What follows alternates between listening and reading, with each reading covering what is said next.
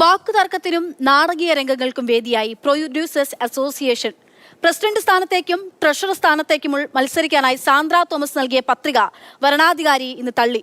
3 സിനിമകളെങ്കിലും സ്വന്തം പേരിൽ സെൻസർ ചെയ്താൽ മാത്രമേ മത്സരിക്കാനാകൂ എന്നറിയിച്ചതോടെ സൂക്ഷ്മ പരിശോധനാ വേദി ഒരു വാക്പോരിന്റേതായി മാറുന്നതാണ് നമ്മൾ ഇന്ന് കണ്ടത്. 9 സിനിമകൾ നിർമ്മിച്ചിട്ടുണ്ടെന്നും ബൈലോയിൽ ഇല്ലാത്ത ന്യായങ്ങൾ ഉയർത്തുന്നതിന് പ്രത്യേക താല്പര്യമുണ്ടെന്നുമാണ് ഇതിൽ കോടതിയെ സമീപിക്കാനും ഒരുങ്ങുകയാണ് സാന്ദ്ര തോമസ്. നിഷ്പക്ഷമായിട്ടാണെങ്കിൽ സാർ എങ്ങനെ ഇങ്ങനെ ഒരു തീരുമാനം എടുക്കുന്നത്?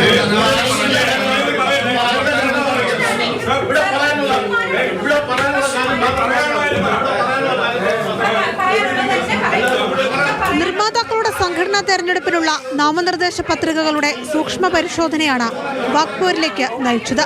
പ്രസിഡന്റ്, ട്രഷറർ, എക്സിക്യൂട്ടീവ് കമ്മിറ്റികളിലേക്കായിരുന്നു സാന്ദ്ര തോമസ് പത്രിക നൽകിയത്. ഇതിൽ എക്സിക്യൂട്ടീവ് കമ്മിറ്റിയിലേക്ക് നൽകിയതൊഴിച്ചുള്ള പത്രികകൾ തള്ളുന്നുവെന്ന് വരണാധികാരി അറിയിച്ചു. ഇതോടെ കാരണം വ്യക്തമാക്കണമെന്ന് സാന്ദ്ര തോമസ് ആവശ്യപ്പെട്ടു.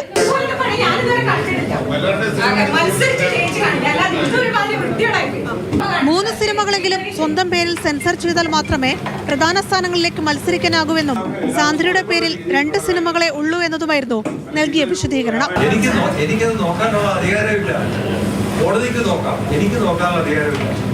ഫ്രൈഡേ ഫിലിം ഹൗസിന്റെ ഭാഗമായി നിർമ്മിച്ച 7 സിനിമകളും തന്റെ പേരിലാണ് സെൻസർ ചെയ്തിരിക്കുന്നതെന്നും ഇതുൾപ്പെടെ 9 സിനിമകൾ തന്റെ പേരിലുണ്ടെന്നും സാന്ദ്ര വാദിച്ചു.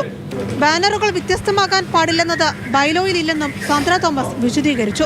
മത്സരിച്ച് ജയിച്ച് കാണിച്ചു തരികയാണ് ഇവർ ചെയ്യേണ്ടത്. എന്റെ സിനിമകൾ ഹിറ്റായിട്ടുള്ള സിനിമകൾ തന്നെ 4-5 എണ്ണം ഉണ്ട്. 9 സിനിമകൾ എന്റെ സ്വന്തം പേരിൽ സെൻസർ ചെയ്തിട്ടുള്ള ഒരാളായ എന്നെ, എന്നിട്ട് പോലും അതൊന്ന് കാണാൻ പോലും തയ്യാറാവാതെ നോക്കാതെ അദ്ദേഹം റിജക്ട് ചെയ്യാണ് ഉണ്ടായത്. നിയമപരമായി നേരിടുമെന്നും പിന്നോട്ടില്ലെന്നും സാന്ദ്ര തോമസ് കൂട്ടിച്ചേർത്തു. എന്തായാലും ഈ അസോസിയേഷനിൽ കയറുക എന്നുള്ളത് തന്നെയാണ്. അത് ഞാൻ മത്സരിക്കും, അത് ഞാൻ മത്സരിച്ച് തന്നെ കയറും.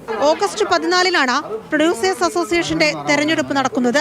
സുരേഷ് കുമാർ, സജി നന്ദിയാട്ട് എന്നിവരാണ് പ്രസിഡന്റ് സ്ഥാനത്തേക്ക് മത്സര രംഗത്തുള്ള മറ്റുള്ളവർ. സാന്ദ്രയ്ക്ക് എക്സിക്യൂട്ടീവ് കമ്മിറ്റിയിലേക്ക് നിലവിൽ മത്സരിക്കാൻ കഴിയും.